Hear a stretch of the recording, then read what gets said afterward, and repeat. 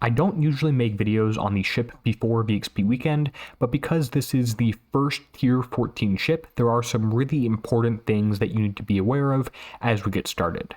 Hey everyone, Derpy here, and welcome back to another Battle Pirates video.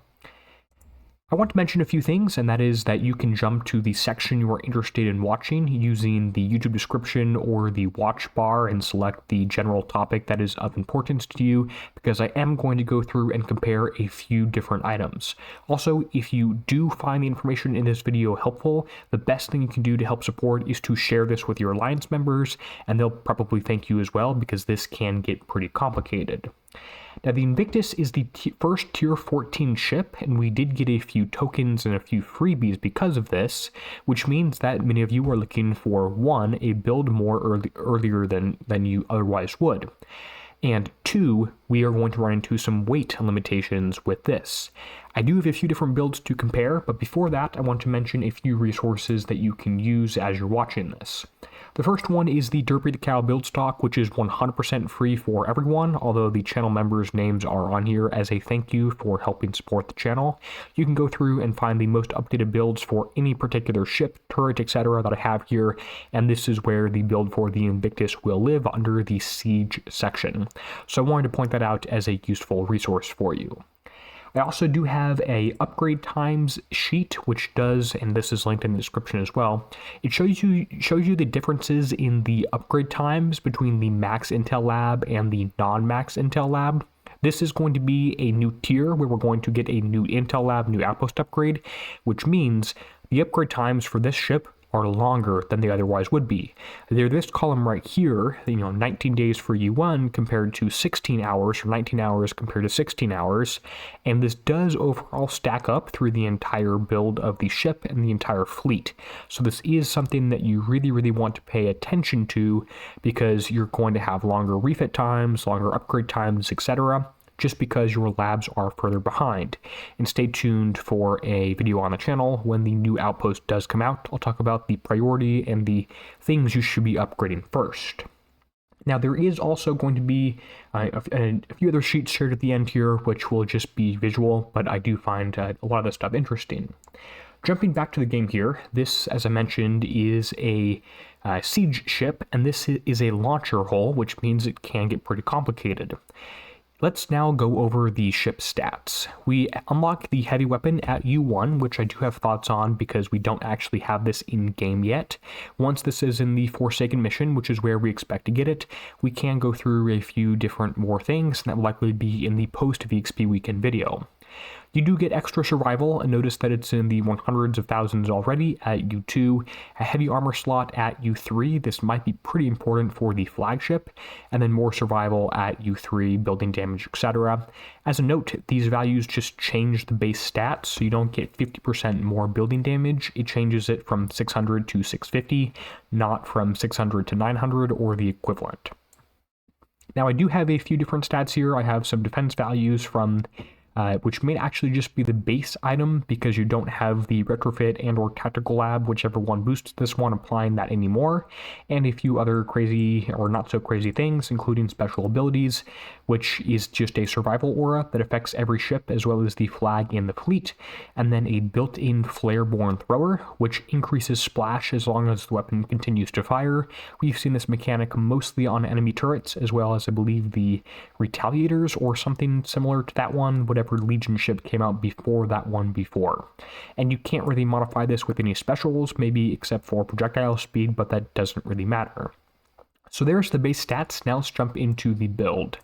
For the weapons, you're going to want to use the limited one if you have it. If you have a legendary one, which I happen to get one of through the raid chests, use that one, and then however many epics you have and however many of the other ones you have on there. I didn't actually get a super good redemption rate in the raid, but the way this works is there is a maximum stack, I believe it's 20 or 40 or something, for the base weapons, and once you hit 20 of those, you're not going to get any more uncommons and are only going to get any of the better rarities. This is pending a few changes based on the new Fusion Factory building, which is coming out with the Outpost level. Some more details on that later, but it is free to change between the uncommon and the common, and the epic, legendary, whatever.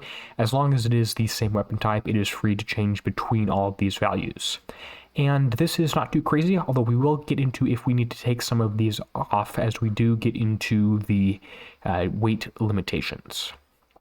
In terms of the armors, what makes most sense to me is using just the standard ones that came out in the Forsaken mission last month, using one of the radioactive and one of the ballistic. You could consider using D5E or D5EV armor, but I don't actually think we have enough information on this one because we have not seen the VXP Weekend targets. It is possible that there's no evade in here whatsoever. Everything that has accuracy you can dodge by driving well. Or the most likely scenario is that we get a flagship with a 20 million more armor points than the standard ship, and everything that has accuracy has King Killer on it. I don't know, I haven't participated in any previews to this point for this ship, but it is a possibility that we need to build the flagship as an evade one, and again, more on this one later. So there's the weapons. We don't actually have a heavy weapon yet in game. The heavy weapon could actually be pretty interesting based on the flagship for combat speed, but again, I'll come back to this one later.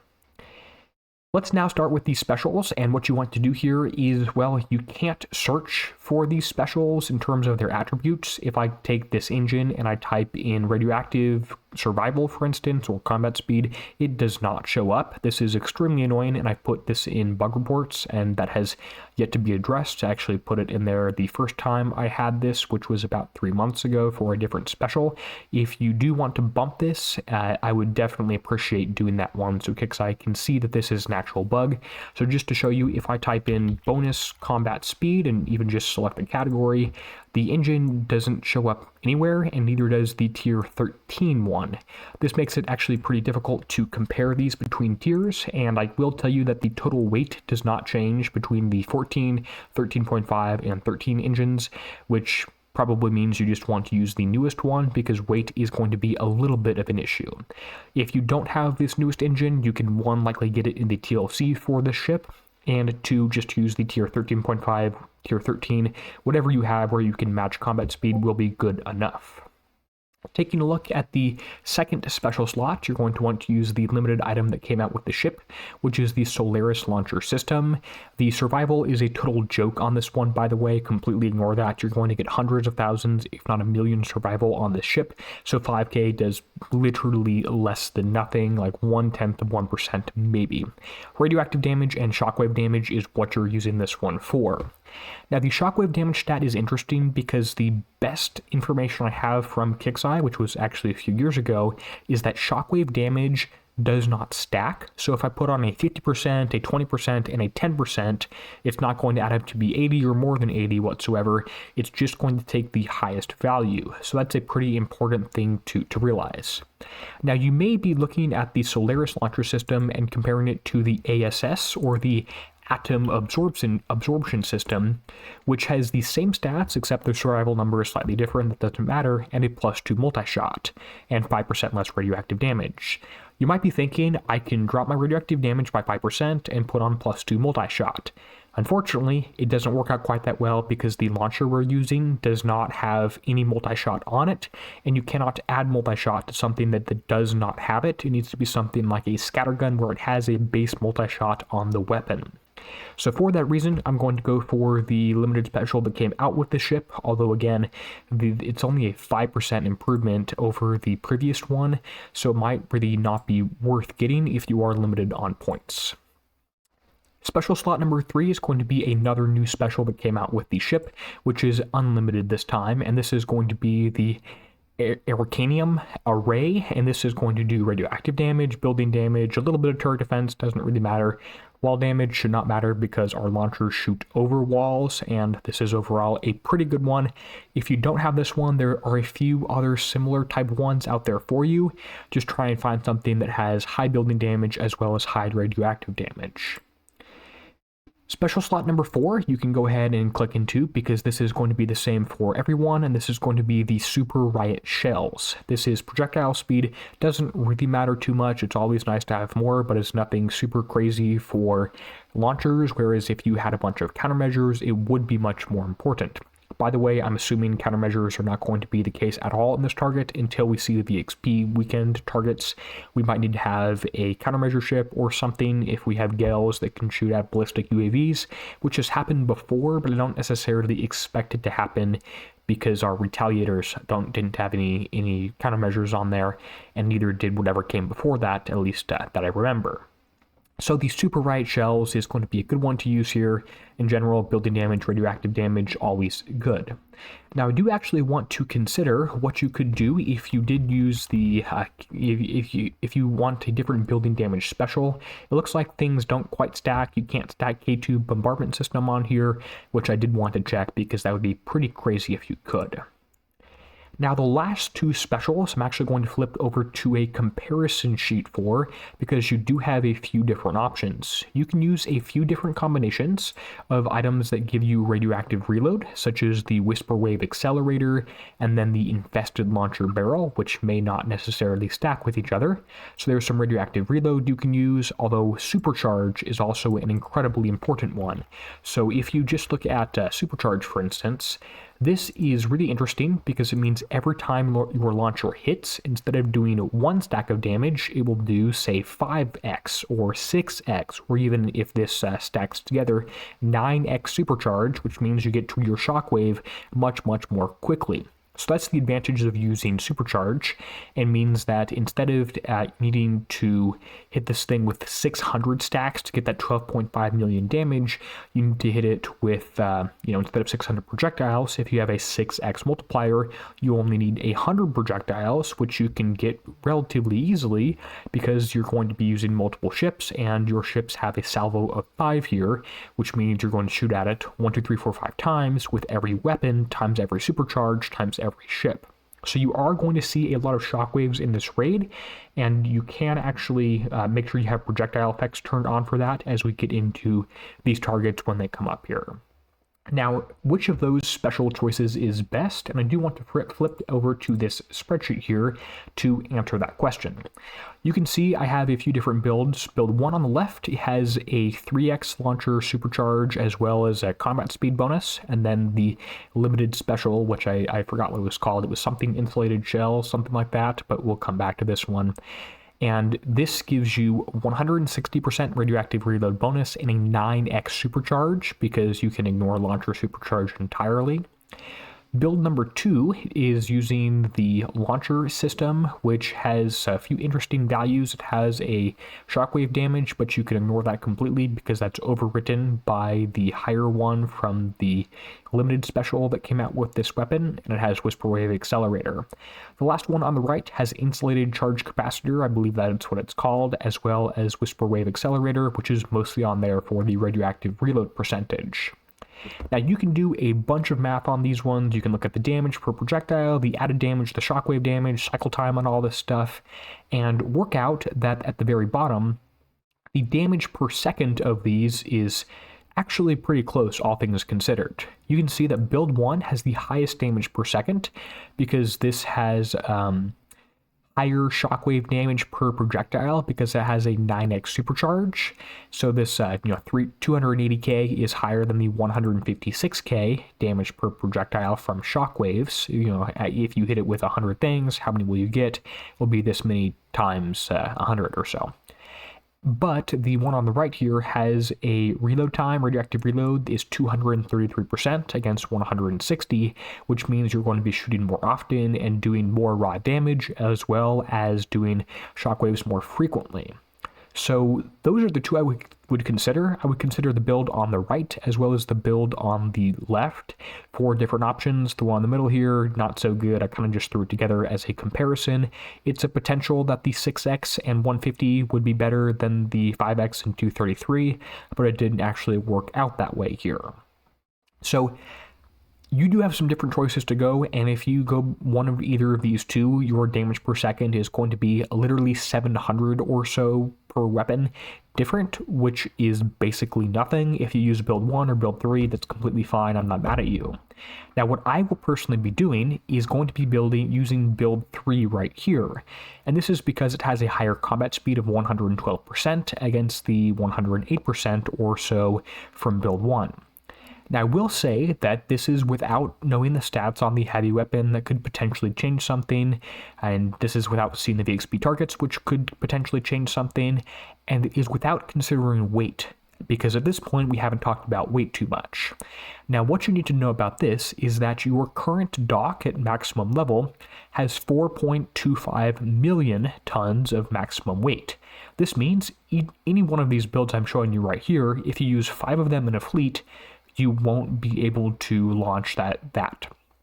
Now, one, this probably doesn't matter because you're likely using an evade ship, but even just using 4 ships in here, you can't max out your dock, and you're going to be having to be a ship short or take a bunch of weapons off something.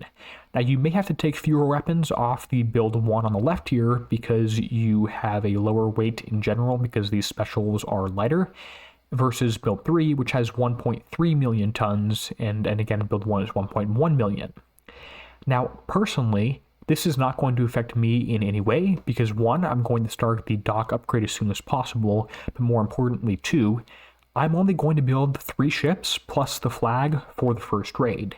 And all indications are kind of guesses at this point, and this might change in VXP Weekend, so I might have to change my mind there, is that we're going to need an evade flag, which you can build for basically 0 tons. It's like 5,000 tons or something ridiculously light here, and I will show you a build for this one briefly, which means I'll be able to use 3 of this ship on the right, plus the basically free flagship in terms of weight, and be under the current dock, which means I won't have to rush that one at all. If you, however, are someone who wants to use 5 ships, including the flagship, all built the same way or something, you're probably going to want to take a few weapons off and try and get under 1-ish million, 1.05-ish million per ship. So that is something you're going to want to consider is your build should stay under 4.25 million weight maximum. Now, jumping back to the build right here, I am going to put in special slot number 5, the weapons or items that we did talk about, which was, for me, going to be the infested launcher barrel. That's whatever else I called it. And again, the radioactive reload is nice, the combat speed is nice, and the supercharge is nice. And then the last special is going to be the whisper wave, which, is that true? Is it the whisper wave? Looks like I forgot what I showed you already. Oh, that's right, it was a supercharged special. So, and again, the supercharged special of choice for me here, if I can go ahead and type in supercharge, is, well, looks like I lied to you already and I forgot what I was using. It was the whisper wave. Did I build something wrong on this? Let's check. I probably just had a search value kind of left in here. Going back to limited, and why is this maxed out? I could use it before. Hold on, we're learning things live. This is pretty crazy. What is different about the build I'm showing you on the dock versus the build that I have up? That's all the same. Oh, I'm using the charge thingy, the supercharge here instead of the supercharge from the other one. That's what the difference is. And again, this is why we make the spreadsheets and do research. It's because things like this happen.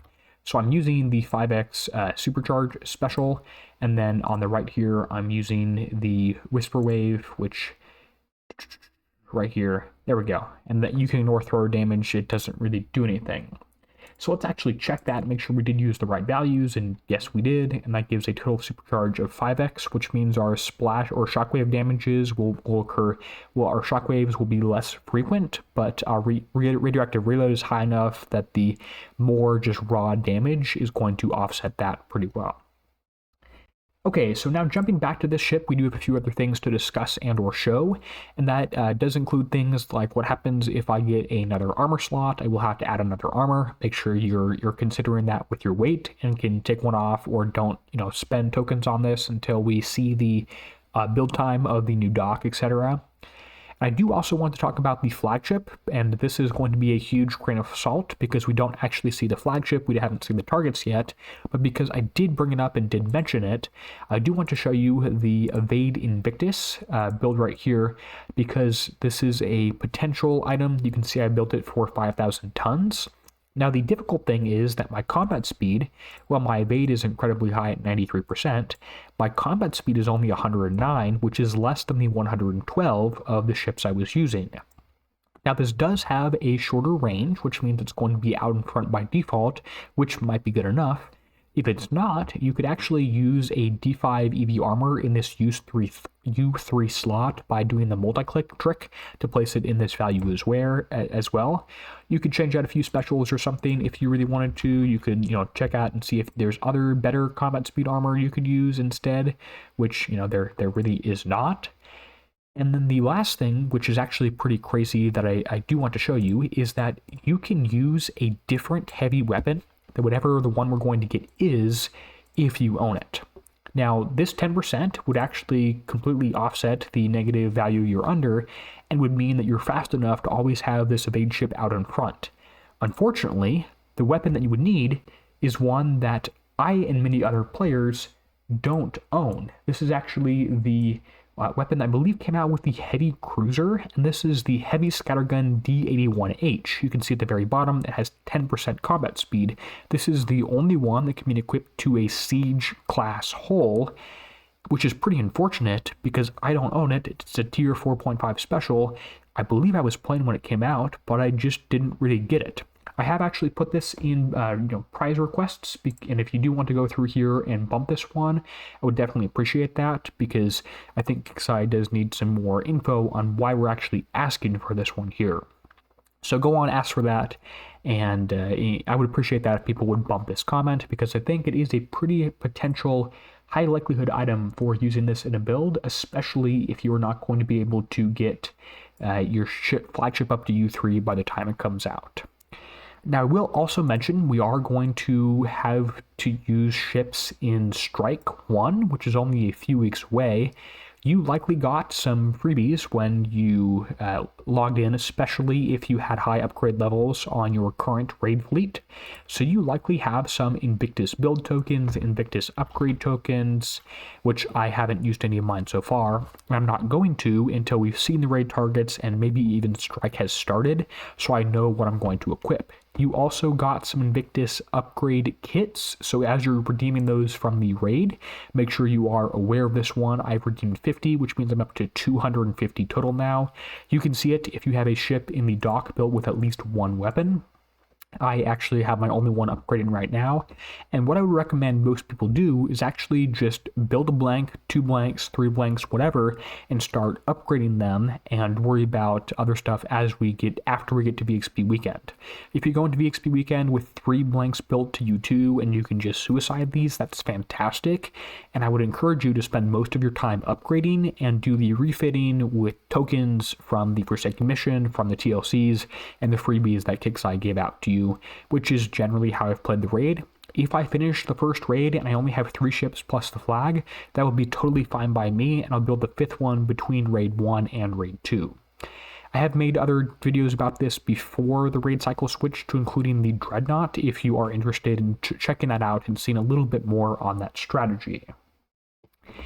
I believe that's just about all I have to cover with this one, except for the fact that you may want to pick up some Retaliator refit tokens or build tokens, because we might actually want to change this to a heavy evade ship and drive this one differently. For instance, you might want to change this to a heavy evade, do one refit on this one or the free fleet that came out, and drive this guy, maybe even just use the standard one you have and you won't need tokens, driving this one ahead of your 3 Invictus or Invicti, if we're using that prefix, ahead of the next raid, or in Strike 1 is what I was going for.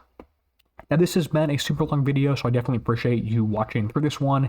If you have any other questions, go ahead and let me know, and I'll do my best to answer them in the comment section down below, or back in the next video after VXP Weekend, because I am intending to make a different one, and I'm currently going for build 3, although I'm not actually going to make any of those super commitment changes to this one. I'm just going to build a few blanks and upgrade them until we get to VXP Weekend, and I would definitely encourage you to do the same. With that said, and I want to give a huge thank you to the channel members whose names appear on the end screen now. They're helping make videos like this one, a build video during raid, possible. With that said, until next time, this is going to be Derpy signing out, helping you be a better pirate.